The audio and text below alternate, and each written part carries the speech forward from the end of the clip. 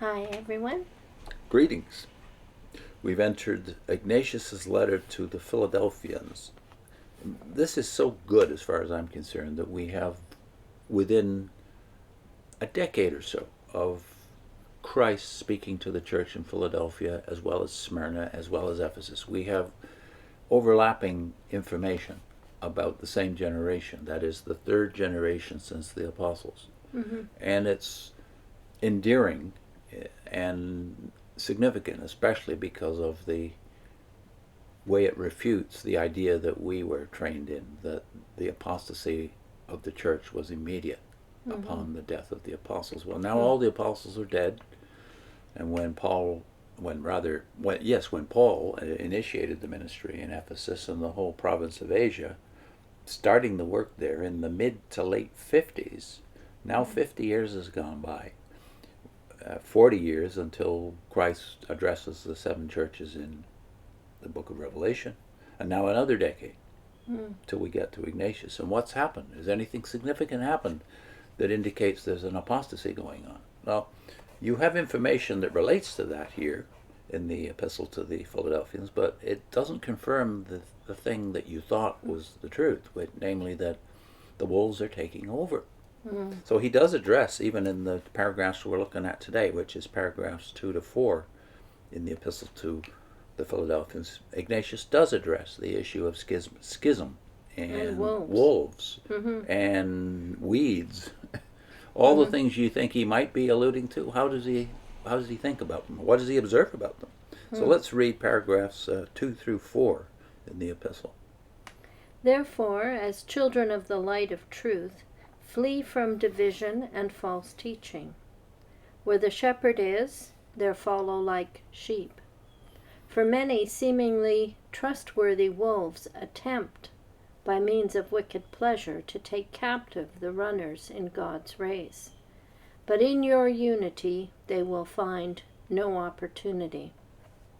Stay away from the evil plants which are not cultivated by Jesus Christ, because they are not the Father's planting. Not that I found any division among you. Instead, I found that there had been a purification. For all those who belong to God and Jesus Christ are with the bishop, and all those who repent and enter into the unity of the church will belong to God, that they may be living in accordance with Jesus Christ. Do not be misled, my brothers. If anyone follows a schismatic, he will not inherit the kingdom of God. If anyone holds to alien views, he disassociates himself from the passion. Take care, therefore, to participate in one Eucharist, for there is one flesh of our Lord Jesus Christ, and one cup which leads to unity through his blood. There is one altar, just as there is one bishop, together with the presbytery and deacons. My fellow servants, in order that whatever you do in accordance with God. Well, in the first couple of paragraphs, which we took up last time, you have an allusion to the bishop, who is a humble man. He's certainly not vainglorious. That's the word Robertson Donaldson used. This man is not interested in his own glory. This is the opposite of the narrative you've been sold as a Jehovah's Witness. And many people are sold this who are Protestants, and in the other cults, of course, they're sold the same narrative. It's the opposite. And so the symbol of the unity of the church becomes this humble bishop who was chosen partly because of his character, as well as his abilities. As a shepherd of the sheep. But yes, he's not in that, unlike the Christ himself, who of course was so humble he went to the cross on our behalf. So of course they're going to nominate and lay hands on men who are like Christ. That's the way of fighting back against, the vainglorious wolves who want to carry away captives after themselves. Remember, that was the actual words that Paul used when he founded the church and had spent 3 years there, that the oppressive wolves would come in. They would not treat the flock with tenderness. They're going to be the opposite of Christ. And they're going to try and lead people away. They'll lead them away from the one church. And the symbol of the one church is not just the one bishop, but the one table, as he calls it here, an altar. Mm-hmm. And the one hope that Christians have, and then you realize the significance of that for us coming out of the Watchtower. Yeah. The symbol is the oneness of the church, which is represented by the table.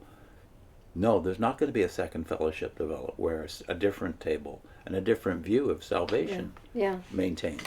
So just from here you've got the wolves only make an attempt. They don't win. That's right.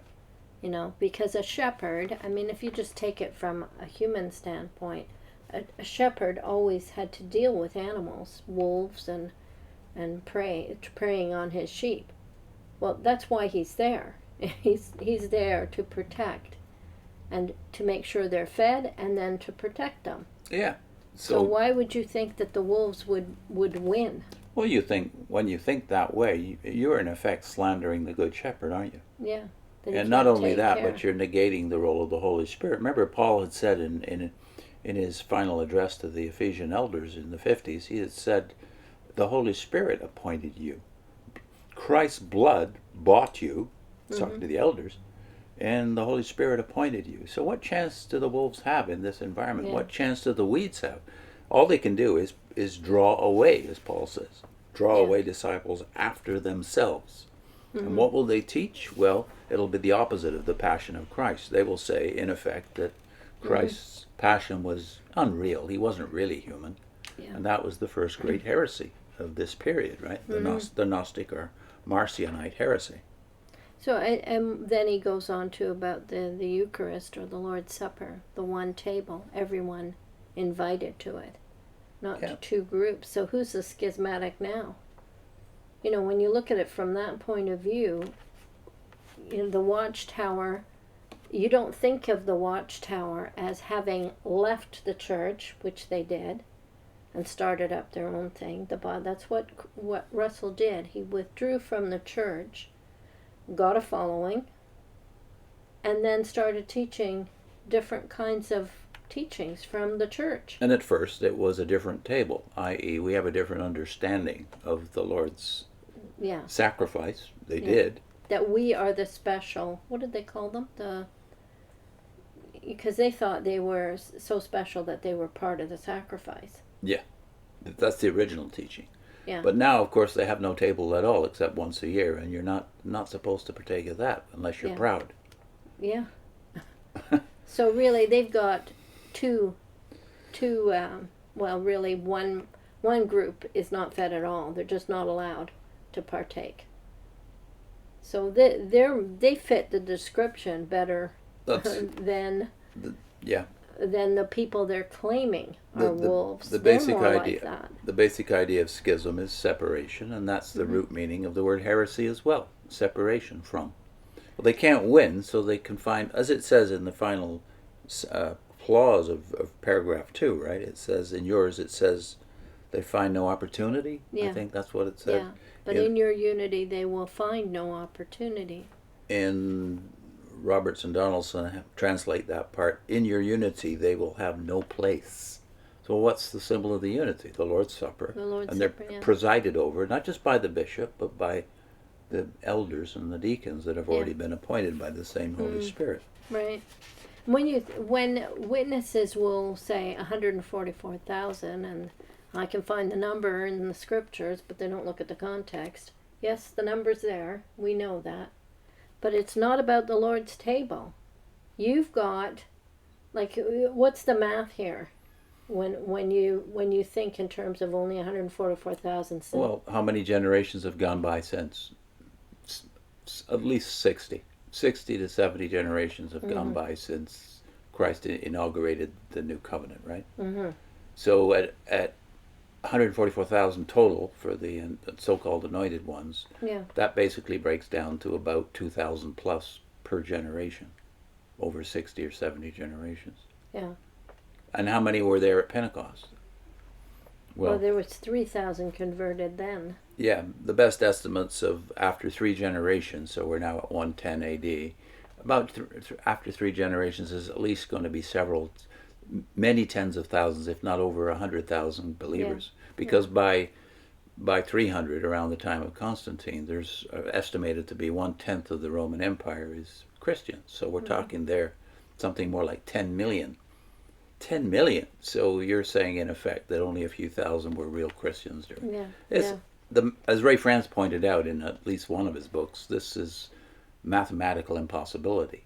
And it is a slander of Christ, who after all has said that they will listen to his voice, and they will know the voice of the shepherd, and the shepherd will know them. And if he knows them, how can they escape out of his hand? That's the point he makes when he calls himself the Good Shepherd. That my Father and I are one because we will keep the sheep. And you say he didn't keep the sheep. You say the devil won.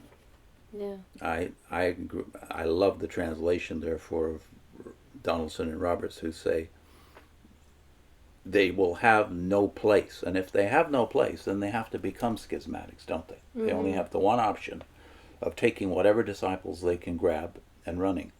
And that's exactly what happened. There was a separation, but there was no great apostasy. What was our link? We're going to link to a playlist that's called "What Has Christ Been Doing These 2,000 Years?" See you next time.